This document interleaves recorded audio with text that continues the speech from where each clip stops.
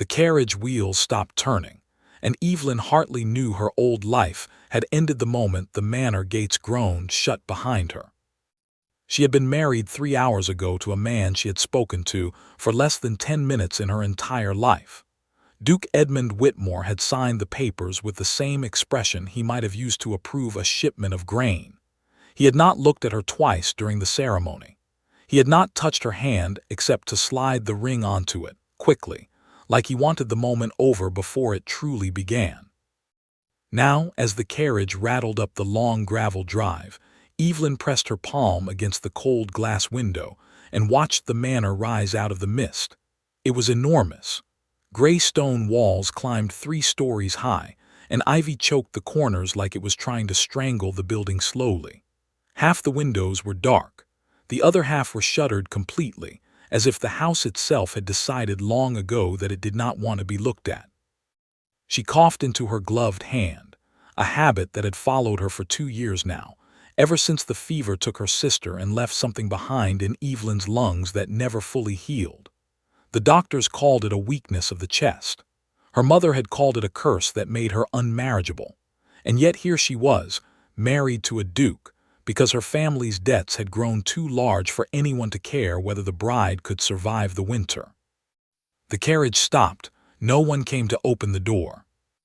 Evelyn waited a long moment, listening to the wind push against the manor's stone face, before she opened it herself and stepped down onto the gravel. Her trunk sat beside her, unclaimed. She looked up at the front doors, tall and black and closed, and for the first time since the wedding she felt something other than exhaustion. She felt afraid. A groundskeeper finally appeared from around the side of the house, an older man with kind eyes and dirt under his fingernails. He introduced himself as Walter and apologized for the empty welcome, explaining in a low voice that the Duke had already ridden out that morning to inspect the northern fields and would not return before evening. Evelyn nodded as though this were normal, as though a husband disappearing on his wedding day was something brides were taught to expect. Walter carried her trunk inside, and Evelyn followed him through a front hall so large her footsteps echoed twice before fading. Dust sheets covered most of the furniture. A grand staircase curved upward into shadow. The air smelled like old wood and cold ash, like no fire had been lit in the main hearth for months. She was shown to a bedroom on the 2nd floor, plain and undecorated, with a window that looked out over a garden that had clearly been abandoned years ago. Weeds had swallowed whatever flowers once grew there. A stone fountain stood dry and cracked in the center, filled with dead leaves instead of water. That evening, Edmund returned. Evelyn heard his boots on the stairs, heard him pause outside her door, and heard him walk past it without knocking. Dinner was served to her alone in a dining room built for 20 guests. She ate in silence, listening to her own fork against the plate, and when she asked the maid where the Duke was eating, the girl looked uncomfortable and said he preferred to take his meals in the study. 3 days passed like this. Evelyn saw her husband perhaps twice, both times from a distance, both times he did not stop to speak with her. On the 4th morning, she woke to the sound of horses and carriages in the courtyard below. She dressed quickly and went to the window, watching as trunks were loaded and soldiers gathered near the gate. She found Edmund in the front hall, already in his traveling coat, giving orders to a man in uniform. He turned when he heard her approach, and for the first time he actually looked at her, his eyes moving over her face the way a merchant studies a piece of furniture he is unsure he wants to keep. He told her without warmth that the war in the eastern provinces required his presence and that he did not know when he would return. He told her the staff would see to her needs. He told her, almost as an afterthought, that she should try to rest, given her condition. Evelyn felt something tighten in her chest that had nothing to do with her illness. She asked him, quietly, how long he expected to be gone. He said he could not say. She asked him if there was anything he wished to tell her before he left, some instruction, some small piece of himself to hold on to in his absence. He paused at the door. For a moment, something flickered across his face, something that might have been guilt or might have been nothing at all. Then he said only that he hoped the manor would suit her, and he walked out into the gray morning without looking back. Evelyn stood in the doorway and watched the carriages roll away down the long drive, watched them shrink smaller and smaller until the mist swallowed them whole. She stayed there long after they had disappeared, her hand pressed against the doorframe, her breath slow and careful the way the doctors had taught her. She did not cry. She had expected too little from this marriage to be surprised by its coldness. But as she turned back into the empty hall, looking at the dust sheets and the dark windows and the silence that seemed to fill every corner of the house, she made a decision that surprised even herself. She would not spend whatever time she had left waiting quietly to disappear inside these walls. She walked to the nearest window and pulled back the heavy curtain, letting weak morning light spill across the floor for the first time in what looked like years. Dust rose in the air, catching the light like tiny drifting stars. She stood there a moment, watching it settle, and then moved to the next window and the next. By the time Walter found her an hour later, 3 rooms on the ground floor stood bathed in daylight, their sheets pulled away and folded in a growing pile by the door. He asked, carefully, if she needed help. Evelyn told him yes, and asked if he would show her the rest of the house. He looked at her for a long moment, as though deciding something, and then he smiled, small and genuine, the first real smile anyone in this house had given her. Together they walked through room after room, opening windows, uncovering furniture, discovering forgotten paintings and broken clocks, and a library with more books than Evelyn had ever seen in one place. Each room felt like a small discovery, a piece of a house that had been waiting patiently for someone to want it again. That night, for the first time since her arrival, Evelyn ate dinner not alone in the great dining hall, but in the kitchen at a small wooden table with Walter and the cook, a stout, warm woman named Margaret who had worked in the manor for over 20 years. They spoke of small things: the weather, the garden, the strange habits of the previous Duke, Edmund's father, who Margaret said had been just as distant, just as quick to disappear whenever life demanded something of him. Evelyn listened more than she spoke, but she felt, for the first time in days, something like warmth settling into her chest alongside the familiar ache of her illness. She did not know how long she had left in this world. The doctors had never given her a clear number, only warnings and careful words meant to soften a truth no one wanted to say directly. But sitting in that kitchen, surrounded by people who had no reason to care for her, and yet seemed to anyway, Evelyn decided that, however much time remained to her, she would not spend it as a ghost haunting the edges of someone else's cold house. She would make it hers, whether her husband ever returned to see it or not. Later that night, lying in her plain, undecorated room, Evelyn listened to the wind move through the trees outside her window and thought about the man she had married. She wondered what kind of person could walk away from a house like this, a house so clearly capable of warmth, and let it sit cold and silent for years. She wondered what had happened to him to make him that way. She did not know then that the answer to that question would take a long time to find. She did not know that the empty manor she had been left in would become, slowly and without her quite realizing it, the first place in years that felt like it belonged to her.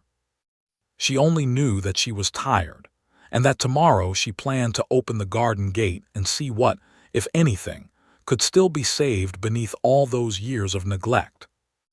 Outside her window, the wind picked up, rattling the old glass gently, as though the house itself were settling in for a long winter, uncertain yet of what spring might eventually bring. Spring arrived slowly that year, the way it always did in the northern counties, with more mud than sunshine and more wind than warmth. But even a reluctant spring was enough to change the manor grounds beyond recognition. Evelyn had spent the winter months learning the house room by room, the way a person might learn the shape of a new language. She knew now which floorboards creaked near the east staircase, which fireplaces drew smoke properly, and which filled a room with haze if the flue wasn't open just right, and which windows let in the worst drafts on a cold night. She knew the manor the way its own family never seemed to have bothered learning it. The garden had become her particular obsession. Walter had been skeptical at first, warning her gently that a woman in her condition should not spend hours kneeling in cold dirt, pulling weeds with her bare hands. Evelyn had simply smiled and asked him to bring her a second pair of gloves. By the time the first crocuses pushed through the soil near the dry fountain, Evelyn had cleared nearly half the garden herself, with Walter's help on the heavier work. She had discovered, buried beneath years of neglect, a small stone bench with a carved inscription too worn to read clearly, and a row of rose bushes that Walter said had once belonged to the old Duchess, Edmund's mother, who had died when he was still a boy.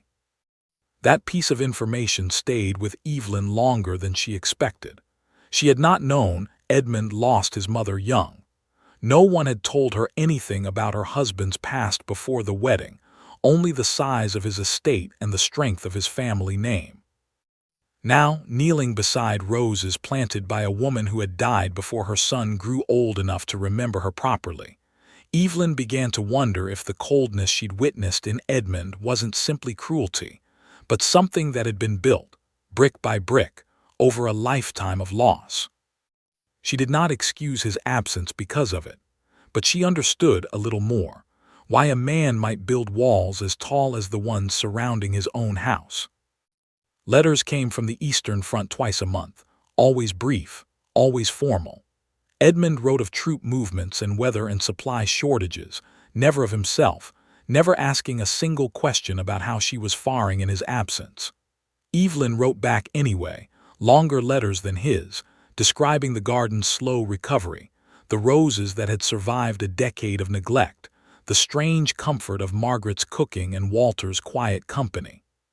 She did not know if he read them closely, or at all, but writing them had become its own small ritual, a way of speaking to a version of her husband she hoped might exist somewhere beneath the cold exterior he presented to the world.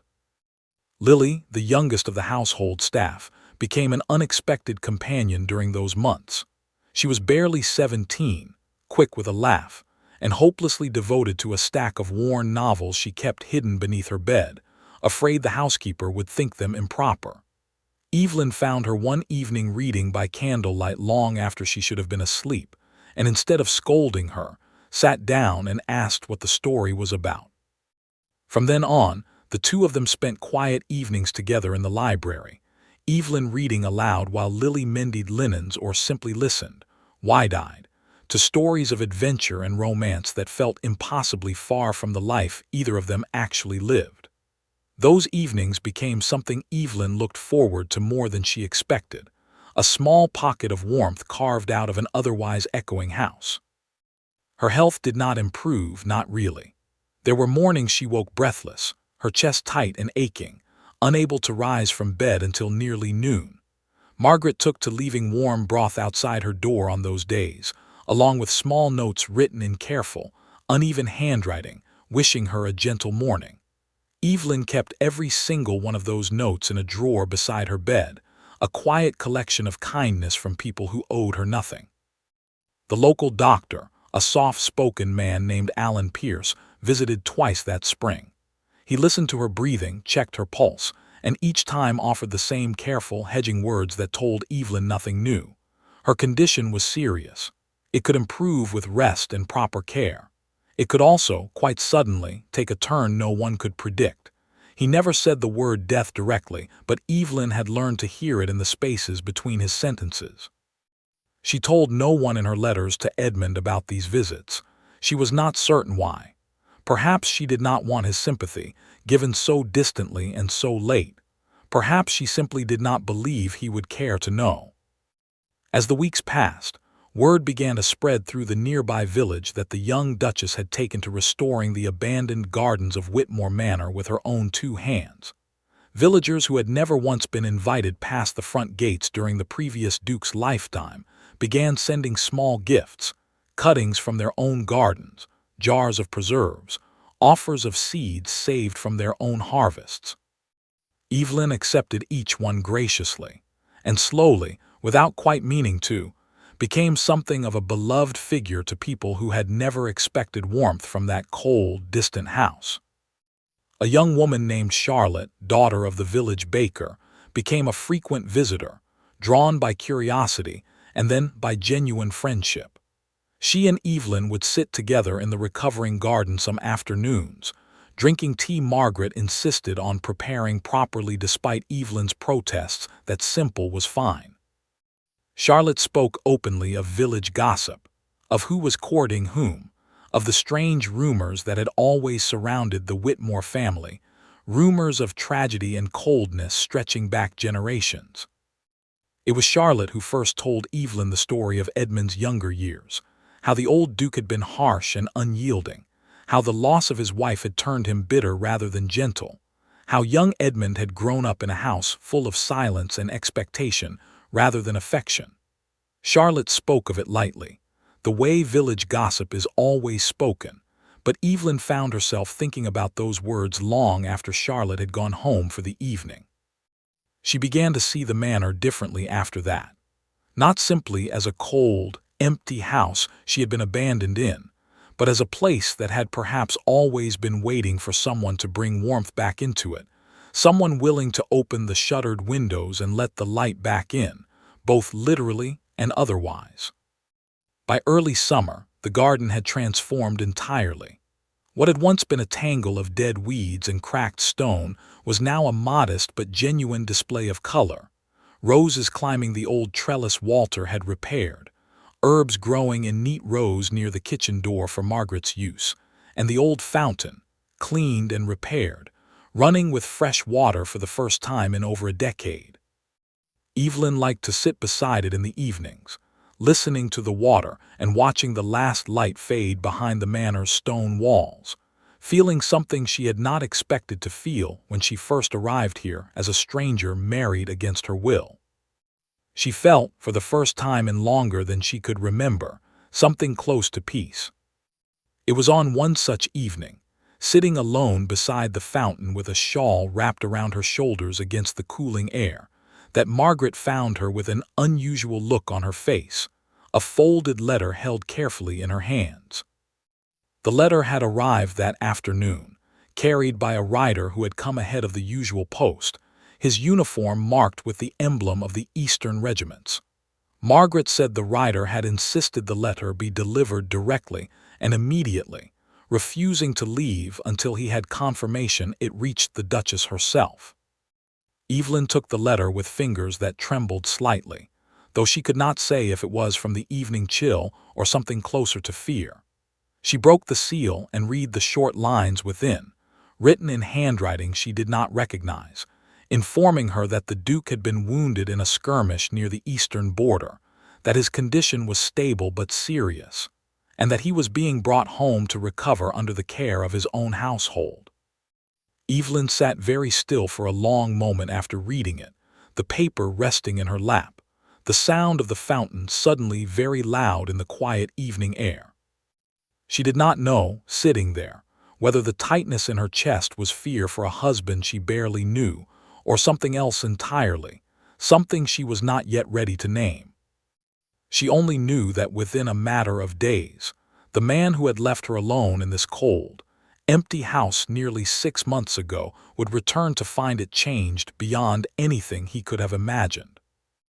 And she was not entirely certain, sitting there in the fading light beside the fountain she herself had brought back to life, whether she was ready to face him again. The carriage arrived just after dawn, 3 days after the letter, its wheels cutting deep grooves into the gravel drive that had been swept clean every morning since the news first came. Evelyn had barely slept, her mind circling endlessly between worry and a strange, unfamiliar anger she did not fully understand. She stood on the front steps as the carriage rolled to a stop, Margaret and Walter close behind her, Lily hovering nervously near the door with a basin of warm water already prepared. A soldier climbed down first, followed by Dr. Pierce, who must have been summoned ahead by the riders escorting the Duke home. Edmund emerged last, and Evelyn's breath caught despite herself. He was thinner than she remembered, his face pale beneath days of travel dust, his left arm bound tightly across his chest in a sling stained faintly with old blood. He moved slowly, carefully, each step betraying pain he was clearly trying to hide from the small crowd gathered to receive him. His eyes found Evelyn immediately, and for a long moment neither of them spoke. There was so much to say, and no simple way to begin saying it.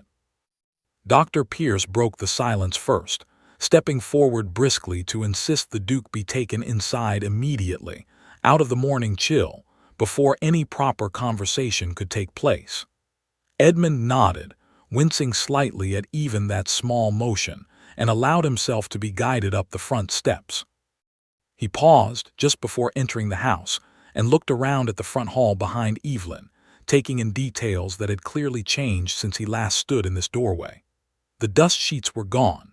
Fresh flowers sat in a vase on the entry table, cut that very morning from the garden Evelyn had brought back to life. The wood floors gleamed with recent polish. Even the air smelled different, of beeswax and fresh linen rather than the cold, stale must he had left behind 6 months ago. He said nothing about it then, too tired and too pained to process the change fully.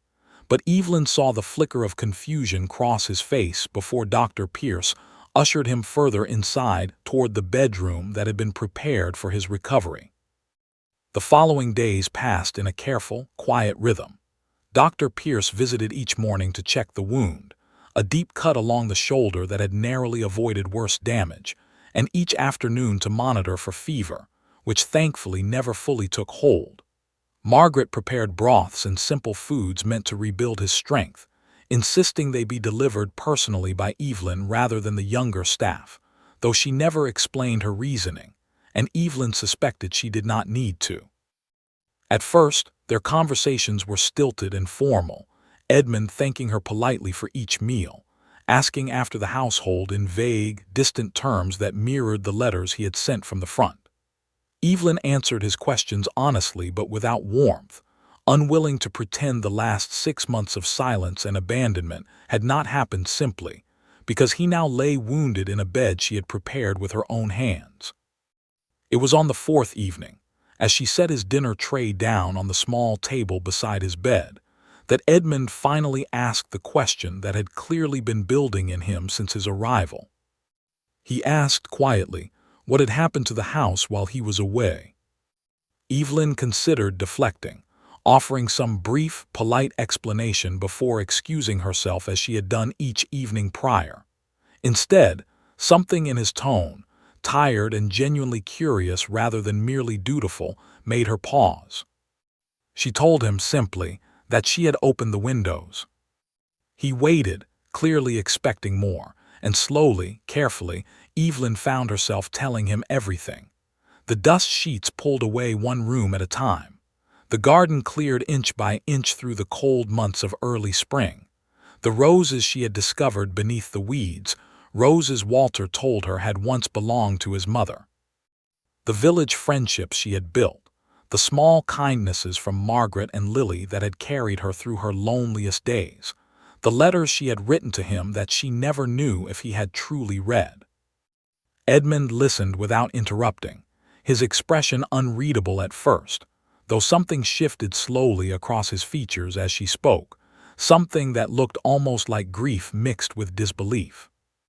When she finished, he was quiet for a long moment before admitting, in a voice rougher than his usual composed tone, that he had read every single letter she sent, more times than he cared to admit, out in the cold mud of the eastern camps where warmth and kindness were in desperately short supply. Evelyn did not know what to say to that. She simply nodded, gathered the empty dishes from his previous meal, and left the room before either of them could say something neither was quite ready for. Over the following weeks, as Edmund's strength slowly returned, their conversations grew longer, less guarded. He began asking to be moved from his bed to a chair near the window, insisting he wanted to see the garden Evelyn had described so vividly. When he finally saw it with his own eyes, the roses in full bloom, the fountain running clear and bright, the herbs growing neatly near the kitchen door, he sat in silence for a long time, simply looking, his good hand resting on the windowsill. He told her eventually that he had not seen the garden look like that since before his mother died. He told her, haltingly, as though the words cost him something significant, that his father had let it die deliberately after her passing, refusing to let anyone touch it, as if keeping it in ruins somehow honored a grief he never learned how to properly carry. Evelyn listened to this admission the way she imagined he had listened to hers, without interruption, without judgment, simply present in the moment with him. It was the first time either of them had spoken honestly about anything beyond the practical matters of the household, and something between them shifted subtly after that conversation, though neither acknowledged it directly. As summer deepened, Edmund grew strong enough to walk the garden paths himself, slowly at first, leaning on a cane Walter had carved for him, then with increasing confidence as the weeks passed. He began joining Evelyn and Charlotte for afternoon tea beside the fountain, listening quietly to village gossip he would once have dismissed as beneath his attention, occasionally even offering a dry comment that made Charlotte laugh despite herself. He began, too, to notice things about Evelyn he had never bothered to notice before. The careful way she rationed her energy throughout the day, resting deliberately in the mornings so she would have strength for the afternoons. The particular way she pressed her hand against her chest when a cough threatened to overtake her, as though she could physically hold the illness at bay through sheer will. The quiet, steady kindness she showed every member of the household, kindness that had clearly been earned rather than demanded by her title. One evening, as they sat together beside the fountain in comfortable silence, Edmund asked her directly why she had bothered restoring a house she had every reason to resent, a house belonging to a husband who had abandoned her within a week of their wedding. Evelyn considered the question carefully before answering. She told him that she had not known, when she arrived, how much time she truly had left in this world. The doctors had never given her a clear answer, only careful, hedging words meant to soften a truth no one wanted to speak aloud directly. She told him that she had decided, standing alone in that cold, empty hall on the morning he first rode away, that however much time remained to her, she refused to spend it as a ghost haunting the edges of someone else's forgotten house. She had wanted, more than anything, to make something hers before it was too late to make anything at all.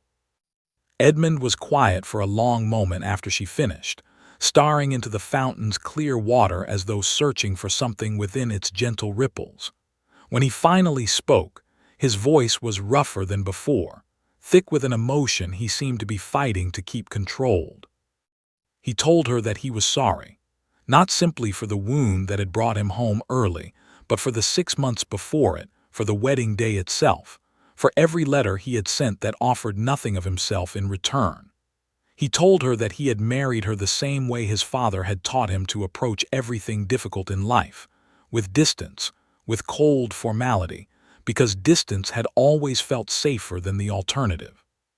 He told her, finally, that watching her transform this house, a house he had spent years actively avoiding, into something that finally felt alive again, had made him realize how much he had been avoiding his own life in exactly the same way. Evelyn did not respond immediately. She simply reached over, without fully deciding to do so, and rested her hand gently over his where it lay on the stone bench beside them. He did not pull away. They sat like that for a long while, listening to the fountain, watching the last light fade behind the garden walls, two people who had begun this arrangement as strangers bound only by necessity, now finding themselves, slowly and carefully, becoming something neither of them had expected. Neither of them spoke of what this meant. Neither of them were ready yet to name it directly. But something had shifted between them that evening beside the fountain, something quiet and fragile and entirely new, and both of them, in their own private ways, understood that whatever came next would look nothing like the cold arrangement that had brought them together in the first place. The change between them did not go unnoticed by the household, though no one spoke of it directly. Margaret began preparing dinner for two in the smaller dining room rather than the cavernous formal hall, without ever being asked to do so. Lily grew quietly delighted every time she caught the Duke and Duchess walking the garden paths together, heads bent close in conversation. Even Walter, usually reserved in his observations, mentioned to Evelyn one afternoon that the house had not felt this settled in all the years he had worked there. But settled did not mean simple, and as autumn approached, a new tension began working its way into the fragile peace they had built. It arrived, as such things often do, in the form of a letter, though this one came not from the war front but from the capital, sealed with the official mark of the Royal Council. Edmund read it alone in his study, and when Evelyn found him afterward, his face had returned to the careful, guarded expression she remembered from their earliest days together, the mask he had worn before either of them had learned to lower it. He told her, without meeting her eyes at first, that the council required him to return to service, not simply for a brief campaign, but for an extended posting overseeing the Eastern Territories, a position that could keep him away for a year or more, possibly longer given the uncertain state of the ongoing conflict. Evelyn felt something cold settle into her chest that had nothing to do with her illness. She asked him carefully when he was expected to leave. He told her within the month. The days that followed were strange and heavy, both of them aware of the approaching departure, but neither quite able to speak of it directly. Evelyn found herself withdrawing slightly, unconsciously protecting herself against a repeat of the loneliness she had endured during his first absence, and Edmund, sensing the distance growing between them again, grew increasingly frustrated with himself, and with circumstances he felt powerless to change. The reckoning came on a gray afternoon, 10 days before his scheduled departure, when Dr. Pierce arrived unexpectedly, summoned by Margaret after Evelyn had suffered a coughing fit severe enough to leave her breathless and shaking, unable to rise from her chair in the garden for nearly 20 minutes. Edmund had been in the study when Margaret's urgent knock interrupted him, and he reached the garden just as Dr. Pierce was helping Evelyn steady her breathing, her face pale and damp with effort. He knelt beside her immediately, his composed exterior cracking entirely for the first time since his return, his hand gripping hers so tightly it nearly hurt. Once Evelyn had recovered enough to be moved inside and settled into bed, Dr. Pierce spoke with Edmund privately in the hallway, his voice low but serious. Evelyn could not hear every word through the closed door, but she heard enough. Her condition had not improved as much as they had hoped over the summer months. The doctor could make no promises about how much time remained, only that stress and strain of any kind, physical or otherwise, could accelerate the illness considerably. When Edmund returned to her bedside afterward, his face was pale in a way that had nothing to do with his own recent recovery. He sat beside her in silence for a long while, holding her hand, before finally admitting what had clearly been building in him since the doctor's words. He told her he could not leave her now, not for the council, not for the Eastern posting, not for any duty the crown demanded of him. Evelyn, though weak, felt a flash of something sharp rise in her chest, something that surprised her with its intensity. She told him, her voice rough but steady, that she refused to become the reason he abandoned his responsibilities, refused to let her illness become another wall between him and the life he was meant to lead. She told him she had spent months learning not to be a ghost haunting the edges of this house, and she would not now become a chain wrapped around his ankle either. Edmund's expression hardened at that, though not with anger directed at her. He told her firmly that duty had already cost him 6 months of their marriage once, and he refused to let it cost him whatever time remained a second time, regardless of how she felt about it. The argument that followed was quiet but intense, both of them too weakened by recent events to raise their voices properly, yet neither willing to simply concede the point. Evelyn argued that his career, his standing, his very identity as Duke had been built around service to the crown, and walking away from that now, for her sake, would eventually breed a resentment neither of them could survive. Edmund argued that he had spent years building walls around himself precisely because he had never learned what it meant to fight for something worth keeping, and he refused to let this be another thing he simply let slip away out of fear disguised as duty. Neither of them resolved the argument that evening. Edmund left her room frustrated and unconvinced, and Evelyn lay alone afterward, staring at the ceiling, wondering if she had just pushed away the first genuine connection she had built with anyone since her illness first began, all in the name of a principle that suddenly felt less important than it had moments before. The following morning, Edmund did not come to her room as he had every day since his recovery began. Evelyn spent the day in unusual silence, working half-heartedly in the garden, unable to focus properly on the tasks that had once brought her such simple satisfaction. Margaret watched her carefully throughout the day but said nothing, sensing correctly that this was not a conversation Evelyn was ready to have with anyone else just yet. It was Charlotte, arriving unannounced for their usual afternoon tea, who finally broke through Evelyn's silence. She listened patiently as Evelyn recounted the argument, offering no immediate judgment, simply letting her friend speak until the words ran out naturally. When Evelyn finally finished, Charlotte asked her a simple question that Evelyn found she had no easy answer for. She asked whether Evelyn had refused Edmund's offer to stay, because she genuinely believed his duty mattered more than their relationship, or because some part of her still did not fully believe she deserved to be fought for. Evelyn sat with that question long after Charlotte had gone home for the evening, turning it over carefully in her mind as the garden fell into shadow around her. She thought of her arrival at this manor as a stranger, unwanted and abandoned within a week of her wedding. She thought of the months she had spent convincing herself that whatever time remained to her should be spent building something meaningful, rather than waiting quietly for a husband who had shown no interest in her at all. She realized, slowly and with some discomfort, that Charlotte's question had found something true she had not fully acknowledged even to herself.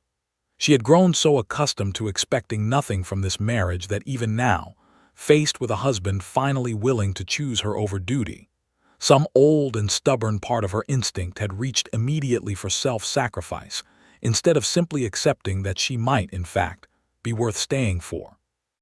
That evening, gathering what strength she had left after the day's exhaustion, Evelyn made her way slowly to Edmund's study, finding him exactly where she expected, seated at his desk with unread correspondence spread out before him, his expression distant and troubled. He looked up when she entered, surprise flickering across his face at the effort it had clearly cost her to come find him. Evelyn did not sit down. She stood in the doorway and told him, honestly and without the defensive pride that had guided her the previous evening, that she had been wrong to push him away so firmly. She told him that some part of her had grown so used to being left behind that she had nearly convinced herself it would be easier, kinder even, to send him away herself before circumstance inevitably did the same thing. She told him, finally, that she did not want him to stay out of guilt or duty transformed into obligation, but she also no longer wanted to pretend that she did not want him to stay at all. Edmund rose from his desk immediately, crossing the room to stand before her, his good hand reaching up to gently cup her face, an intimacy neither of them had allowed themselves before that moment. He told her quietly that he had already sent word to the council that morning, explaining his circumstances and requesting the Eastern posting be reassigned to another officer.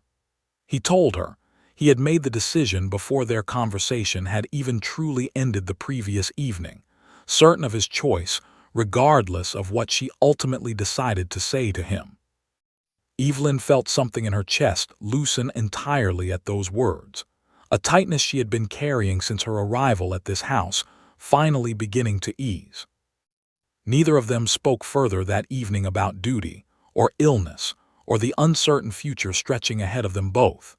Instead, Edmund simply pulled her gently into an embrace, careful of his healing shoulder, and they stood together in the quiet study, two people who had finally stopped fighting the thing growing steadily between them, choosing instead, for the first time since their wedding day, to simply hold on to it. Word of the council's decision arrived within the fortnight, confirming that Edmund's eastern posting had indeed been reassigned, his request granted without the difficulty either of them had feared.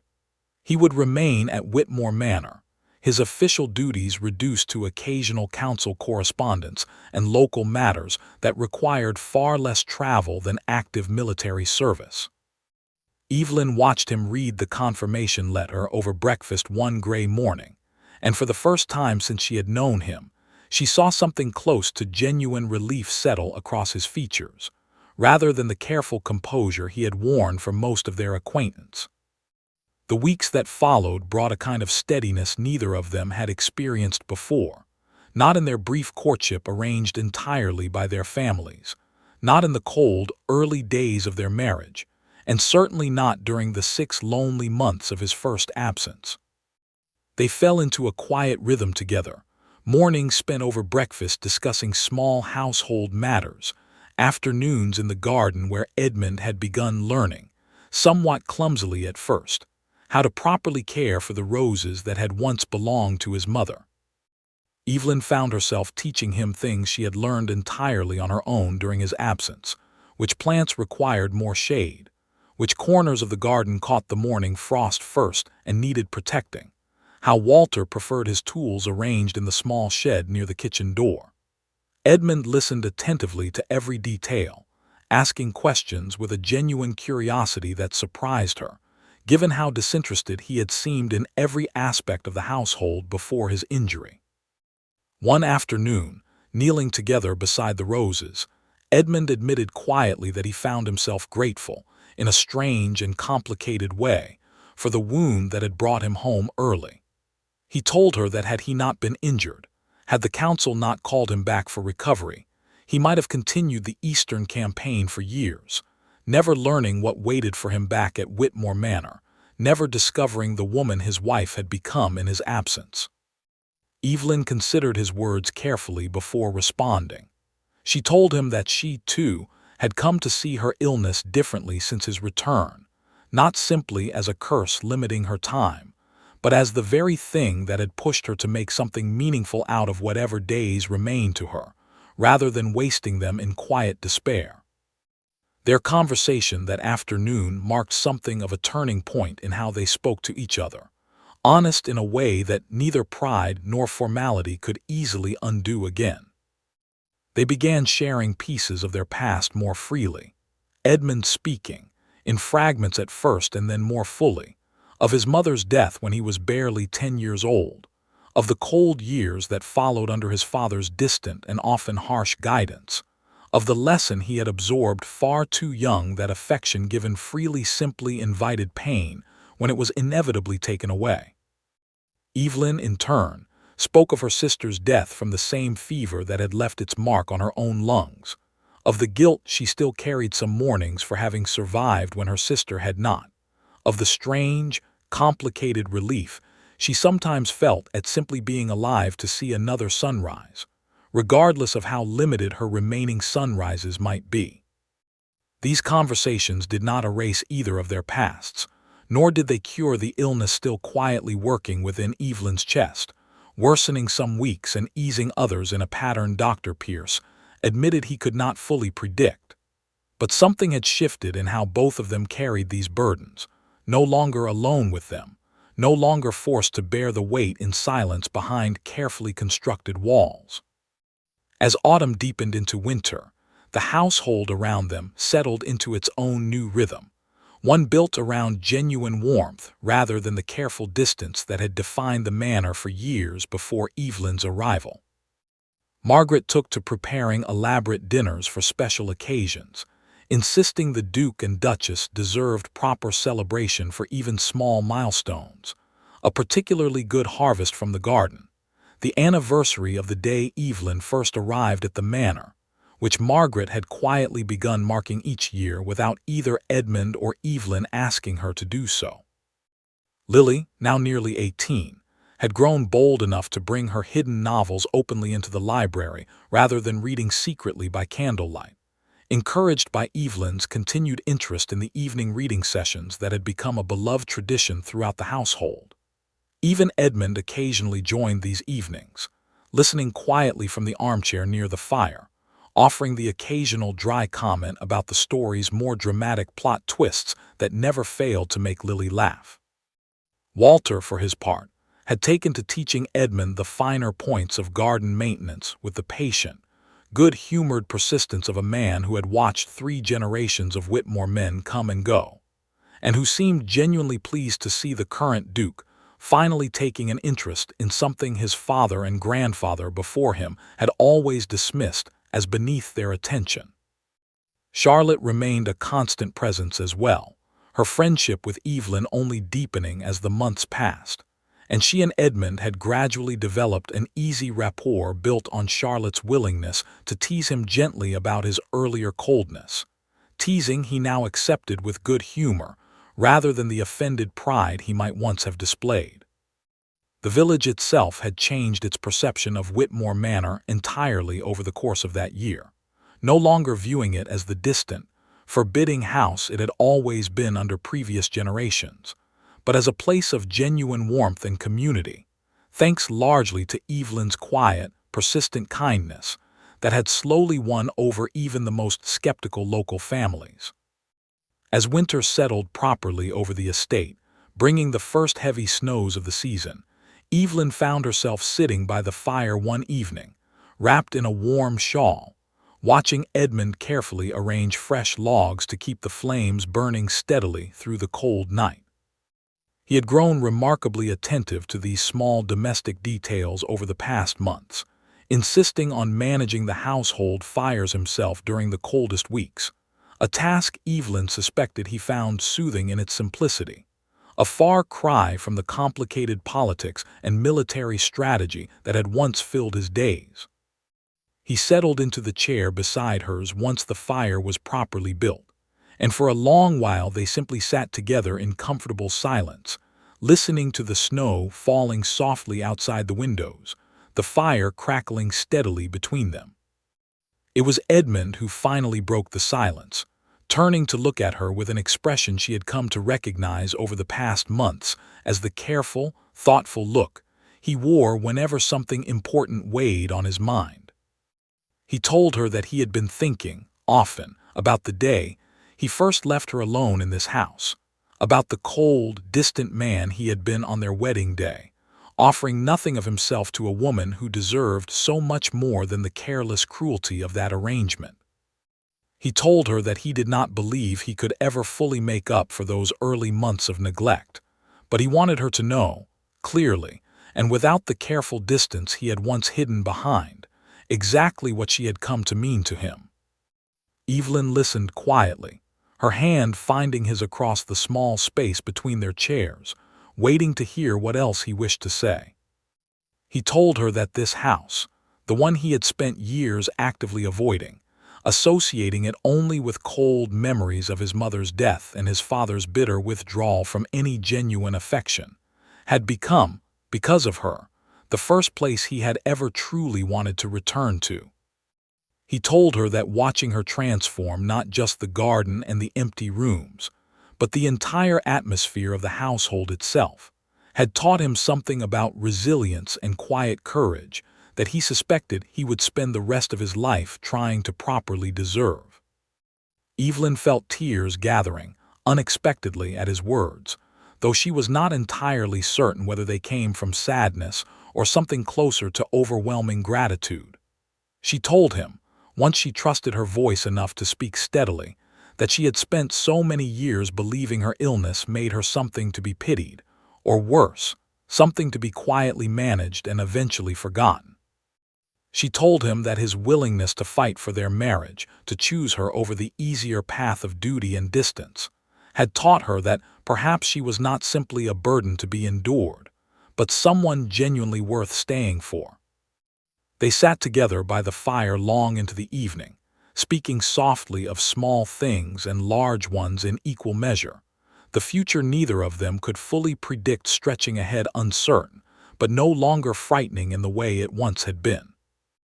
Dr. Pierce's visits continued through the winter months, and while he offered no miraculous cure for Evelyn's condition, he did note, with something like genuine surprise, that her overall strength seemed to be holding steadier than he might have expected given the severity of her earlier diagnosis. He credited it, cautiously, to reduced stress and improved spirits, though he was careful never to promise more than the evidence truly supported. Evelyn accepted this uncertain prognosis with a calm she had not possessed when she first arrived at Whitmore Manor as a frightened, unwanted bride. She had learned, over the course of that transformative year, that certainty about the future had never truly been available to her, illness or not, and that the only genuine choice available to anyone, healthy or otherwise, was how fully they chose to live within whatever time they were given. As the first signs of a new spring began pushing through the snow the following year, Evelyn returned to her garden with renewed energy, Edmund working alongside her now as a genuine partner rather than a distant observer. Together, they planted new rows of flowers beside the roses that had once belonged to his mother, expanding the garden further than Evelyn had ever managed alone during that first difficult winter of her arrival. Walter, watching them work together from his usual spot near the garden shed, remarked quietly to Margaret one afternoon that he had never expected to see this particular transformation in his lifetime. The cold, distant Whitmore family finally becoming something warm and genuinely alive, all because of the quiet courage of a young woman who had refused to accept the empty, lonely fate she had initially been handed. Margaret simply smiled at his observation, continuing her work in the kitchen, though she privately agreed with every word. On a particularly bright afternoon that spring, nearly a full year after Evelyn's initial arrival at the manor as a stranger married against her will, Edmund found her sitting beside the fountain, watching the fresh water catch the sunlight exactly as it had the evening the letter announcing his injury had first arrived. He settled beside her without a word, taking her hand in his the way he had grown accustomed to doing throughout the past several months, and together they simply watched the garden around them, alive and thriving in a way it had not been for generations before Evelyn's determined hands brought it back from neglect. He asked her, eventually, breaking their comfortable silence, whether she remembered the very first evening he had found her here, restored from the wound that had briefly threatened his own life, listening to her explain everything she had built during his long absence. Evelyn told him she remembered every detail of that conversation clearly, still carrying it with her as one of the more important turning points of their entire relationship. Edmund smiled then, a genuine, unguarded expression that had become far more common on his face over the past year than the cold formality he had once worn like armor.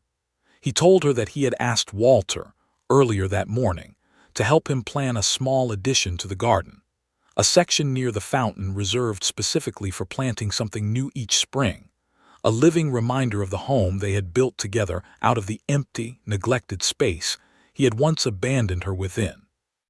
Evelyn felt her chest tighten, not with the familiar ache of her illness, but with something warmer, fuller, something that felt remarkably like genuine happiness settling comfortably into a life she had once expected to spend largely alone. She told him simply that she would like that very much. They sat together beside the fountain a while longer, watching the afternoon light shift slowly across the garden they had rebuilt together.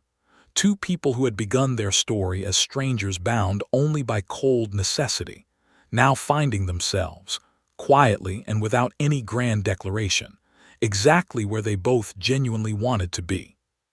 The empty manor that had once seemed to Evelyn like a place designed entirely for loneliness had become, through patience, quiet courage, and the slow accumulation of small kindnesses freely given, something neither of them had truly expected to find. It had become, simply and completely, home.